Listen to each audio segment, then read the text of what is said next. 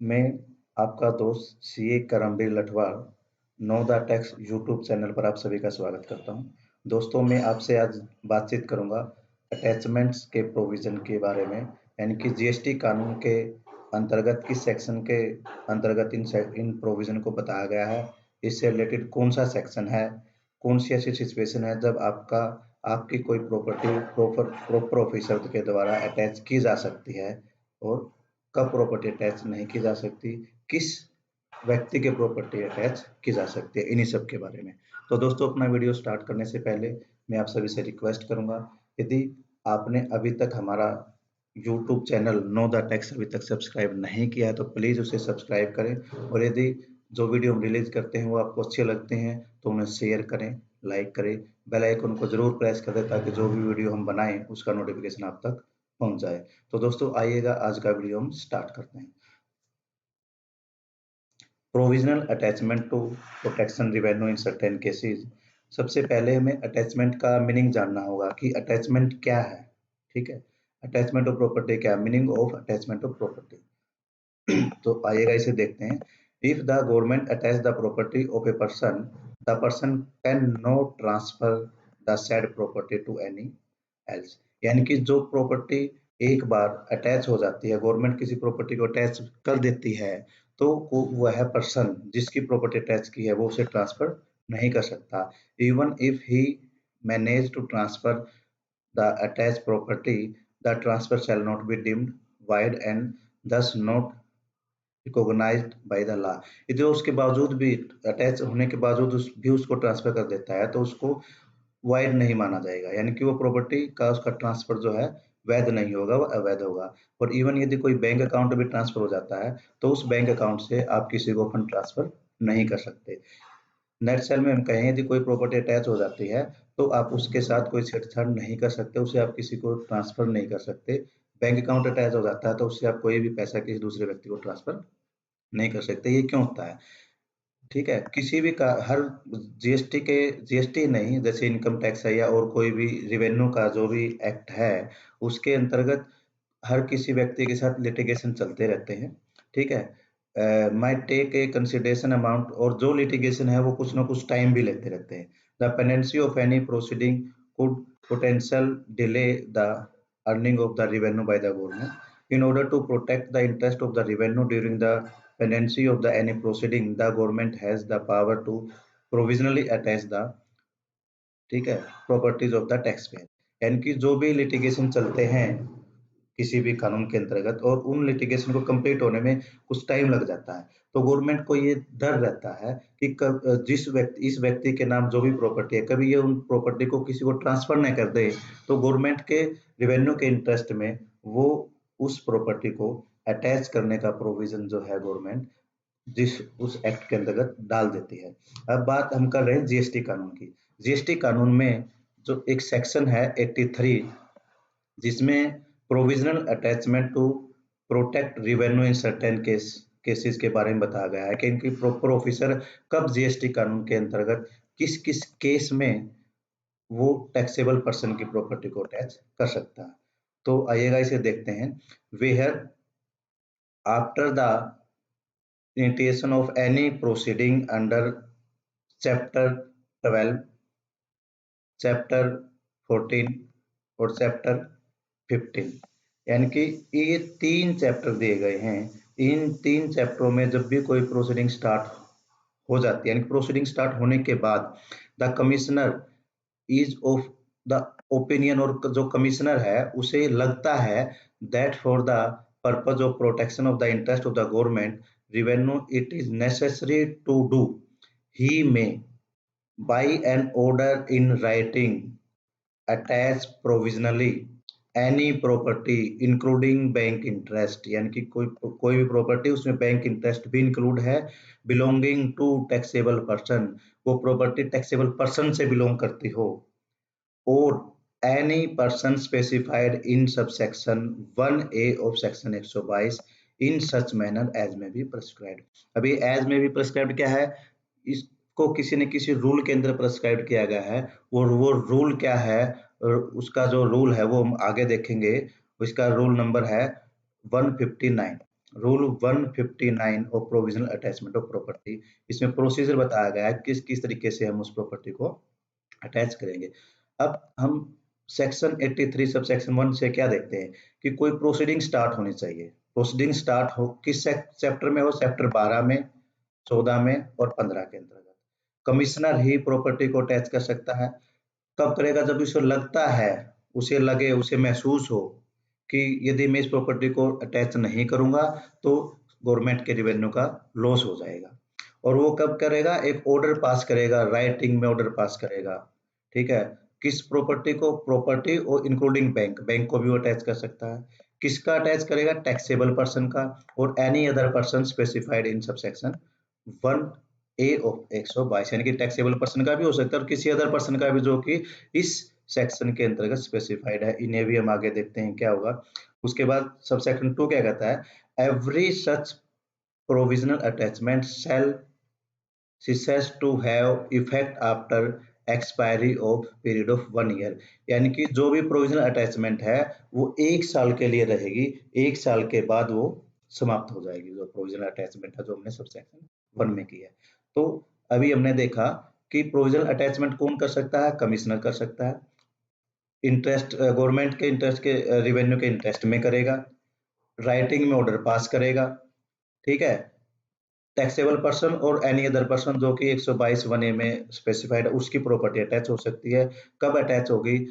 यानी कि proceeding start होने के बाद चैप्टर 12 में, 14 में और 15 में 1 साल के लिए अटैच होगी। 1 साल के लिए, 1 साल के बाद वो प्रॉपर्टी का जो इफेक्ट है अटैचमेंट का खत्म हो जाएगा।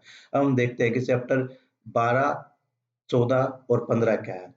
चैप्टर 12 है असेसमेंट से रिलेटेड प्रोविजन है चैप्टर 12 के अंतर्गत। इसमें सेक्शन 59 टू 64 तक के सेक्शन कवर है। यानी कि किसी व्यक्ति की असेसमेंट हुई है और उसमें कोई भी डिमांड निकलती है, कोई इंटरेस्ट की डिमांड हो, पेनल्टी की डिमांड हो, किसी भी चीज की डिमांड हो, तो उसके अगेंस्ट जो है कमिश्नर हमारी कोई प्रॉपर्टी अटैच कर सकता है। उसके बाद चैप्टर 14 में क्या है? इंस्पेक्शन, सर्वे, सर्च, सीजर और अरेस्टमेंट हुई हो कोई भी, ये सेक्शन 67 और सेक्शन 72 के इसके अंतर्गत सेक्शन कवर हैं। इन सेक्शन में यदि कोई भी प्रोसीडिंग स्टार्ट हो चुकी है और कमिश्नर को लगता है कि यदि मैं प्रॉपर्टी अटैच नहीं करूंगा तो वो जो एसएससी इस प्रॉपर्टी को कहीं ट्रांसफर कर देगा या कुछ भी कर देगा, तो इसलिए वो इस प्रॉपर्टी को अटैच कर सकता है एसएससी की। चैप्टर 15 में क्या है? डिमांड और रिकवरी, जो कि 73 से लेकर 84 के सेक्शन इस चैप्टर के अंदर कवर हैं। इन सेक्शंस में जो भी डिमांड या रिकवरी निकलती है या निकल सकती है उसको ध्यान में रख के कमिश्नर हमारी प्रॉपर्टी को अटैच कर सकता है।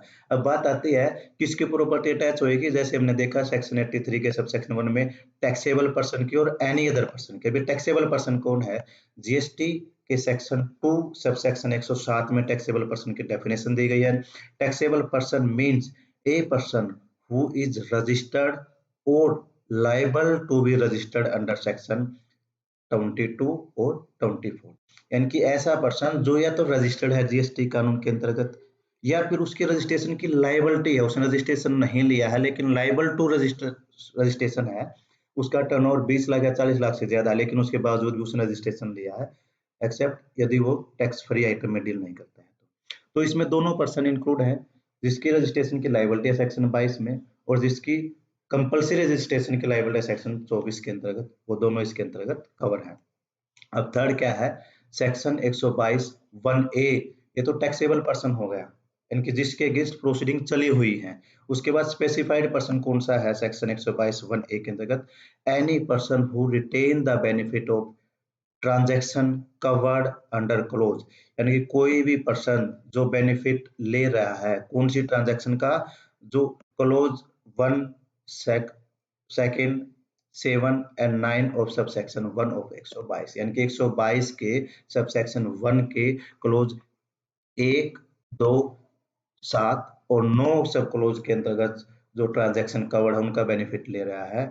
And at whose instance such transaction is conducted shall be liable to a penalty of an amount equal to tax evaded और इनपुट टैक्स क्रेडिट अवेल्ड और पास, यानी कि जिस व्यक्ति ने इन क्लोज के अंतर्गत जो ट्रांजैक्शन कर उनका बेनिफिट लिया है ठीक है, या उसने ये जो ट्रांजैक्शन है कंडक्ट की हैं, उसने ट्रांजैक्शन की हैं। अब इन सेक्शन में कौन सी ट्रांजैक्शन कवर है? एक तो supply of goods without invoice जो है वो सब क्लोज 1 में कवर है। दूसरी issuance of invoice without supply of goods और सर्विसेज, वो सेक्शन सब क्लोज 2 में कवर है। और ITC input tax credit avail किया रोंगली और उसको यूज कर लिया without actual receipt of goods और सर्विसेज और इनवॉइस, यानी कि बगैर किसी इनवॉइस के, बगैर किसी गुड्स इश्यूड के आईटीसी क्लेम कर लिया। और 9 में ITC on the basis of ISD, यानी कि आईएसडी ने रोंगली आईटीसी डिस्ट्रीब्यूट कर दिया। ये 4 ट्रांजैक्शन से रिलेटेड यदि कोई व्यक्ति टैक्सेबल पर्सन से अलग पर्सन है, वो इनका बेनिफिट ले रहा है या उसने ट्रांजैक्शन कंडक्ट की हैं, तो उस व्यक्ति के भी प्रॉपर्टी या बैंक अकाउंट अटैच हो सकते हैं। उससे रिलेटेड भी पावर जो है 83 सबसेक्शन 1 में प्रॉपर ऑफिसर को दी गई है। अब बात आती है इसका प्रोसीजर क्या है, अटैचमेंट कैसे होगी। ये इसको बताया गया सेक्शन रूल 159 के अंतर्गत प्रोविजनल अटैचमेंट का प्रोसीजर। इसमें क्या करेगा, सबसे पहले सब रूल 1 क्या कहता है, कमिश्नर डिसाइड करेगा, ठीक है, where the commissioner decide to attach any property including bank account in accordance with the provision section 83, he shall pass an order in होम GST 22 to the effect mentioning therein the detail of the property which is attached. यानी कि जो commissioner है वो एक order pass करेगा, ठीक है, उसमें वो सेक्शन 83 के प्रोविजन के हिसाब से एक ऑर्डर पास करेगा और प्रॉपर्टी की उस ऑर्डर के अंदर डिटेल होगी। वो ऑर्डर किस फॉर्म में होगा, डीआरसी 2020 यानी कि डीआरसी 22 में होगा। उसके बाद उसकी एक कॉपी जिस भी अथॉरिटी से रिलेटेड, जिस भी अथॉरिटी के पास वो प्रॉपर्टी है, ये मूवेबल प्रॉपर्टी है या इमूवेबल प्रॉपर्टी है, ठीक है, तो जिस भी पर्सन के कस्टडी में वो प्रॉपर्टी है, जैसे कोई लैंड है तो रेवेन्यू ऑफिसर तहसीलदार हो सकता है, या कोई बैंक अकाउंट है तो बैंक मैनेजर हो सकता है, उसकी कॉपी प्रॉपर ऑफिसर उसको भेजेगा अथॉरिटी को, और एक जो सी कॉपी है वो टैक्सेबल पर्सन को भेजेगा। वो टैक्सेबल पर्सन कोई भी हो सकता है, स्पेसिफाइड पर्सन भी हो सकता है, टैक्सेबल पर्सन, दोनों को वो एक कॉपी भेजेगा जो भी पॉसिबल है।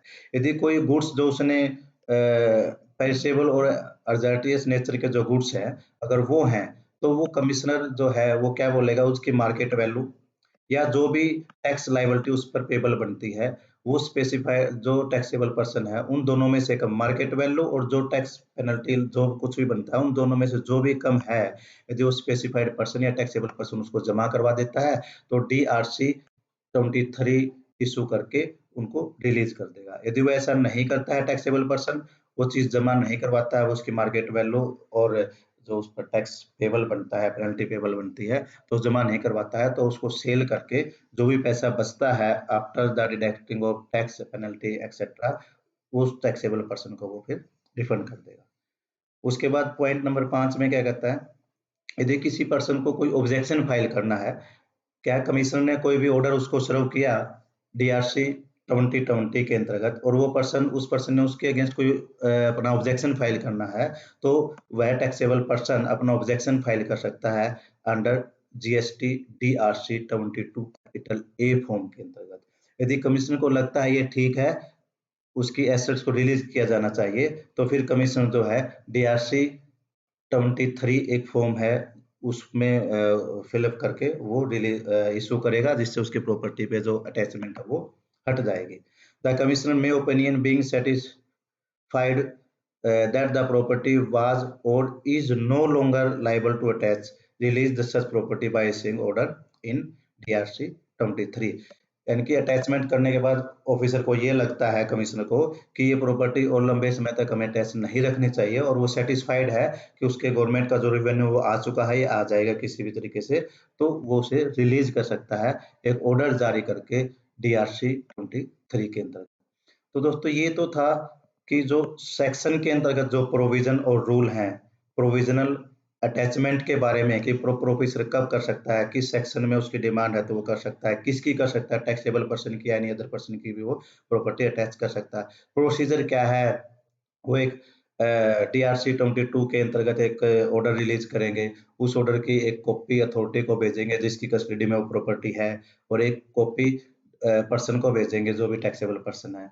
यदि वो जल्दी ही खराब होने वाली वस्तु है जिसको वो उसने अटैच किया है, तो वो प्रॉपर पर्सन को, जो भी अपना टैक्सेबल पर्सन उसको बोलेंगे कि उस प्रॉपर्टी की मार्केट वैल्यू और जो टैक्स या अमाउंट उसके ऊपर पेबल है, उनमें जो भी दोनों में से कम है उसे जमा करा दे। यदि वो जमा करा देता तो ठीक है, वो प्रॉपर्टी को रिलीज कर देंगे। ऑर्डर DRC 23 के अंतर्गत ऑर्डर जारी करके।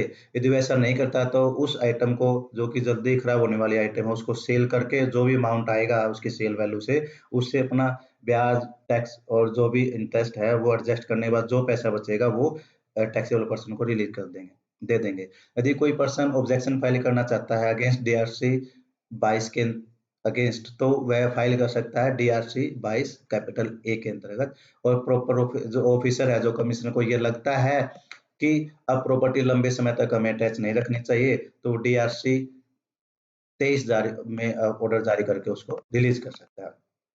अब इसी से रिलेटेड गवर्नमेंट ने एक गाइडलाइंस जारी की, एक सर्कुलर जारी किया या इंस्ट्रक्शन कहें वो जारी किया। वो क्या है उसको भी एक बार देख लेते हैं। वो इसके साथ में हमने यहाँ पे अटैच किया हुआ है पर लिंक लगा के। तो ये जो है आपकी guidelines for provisional attachment of property under section 83 of CGST act 2017, ये CBIC 20/16/05/2021, जो कि नंबर है इसका 359 डेटेड 23/2/2021 को ये इंस्ट्रक्शन जारी की गई। ये इन्हीं चीजों के बारे में बताते हैं कि ऑफिसर क्या करेगा, कब उसकी अटैचमेंट करेगा, कौन सा फॉर्म जारी करेगा, 83 मतलब DRC 23 जारी करेगा, और वो कब उसको रिलीज कर सकता है, रिलीज करने के लिए कौन सा ऑर्डर जारी करेगा, किस फॉर्म में, मतलब DRC 23 में वो जारी करेगा उसको रिलीज करने के लिए। फिर किस प्रॉपर्टी को प्रॉपर ऑफिसर अटैच कर सकता है, ठीक है, कब अटैच कर सकता है, एक प्रॉपर्टी से ज्यादा प्रॉपर्टी अटैच कर सकता है या नहीं कर सकता है, मूवेबल प्रॉपर्टी को अटैच कर सकता है या नहीं कर सकता यदि उसके पास इमूवेबल प्रॉपर्टी पहले से ही है। तो इन्हीं सब चीजों के बारे में ये जो है सर्कुलर बताता है किस तरीके की प्रॉपर्टी को अटैच कर सकता है। यानी कि CPC के अंतर्गत एक सेक्शन है, सेक्शन 60, जिसके अंतर्गत बताई गई है कि इंडिया के अंतर्गत इंडियन प्रॉपर्टी की अटैचमेंट नहीं हो सकती। उसके बारे में वो क्या है, कैसे है, तो वो इस अटैचमेंट से बाहर है। तो इन्हीं सब चीजों के बारे में सर्कुलर जो है बात करती है। इंस्ट्रक्शन, उसका प्रोसीजर बताया गया है इसके अंतर्गत, कैसे कैसे उसका होगा अटैचमेंट प्रॉपर्टी का। तो दोस्तों ये सारा कुछ था प्रोविजनल अटैचमेंट के बारे में।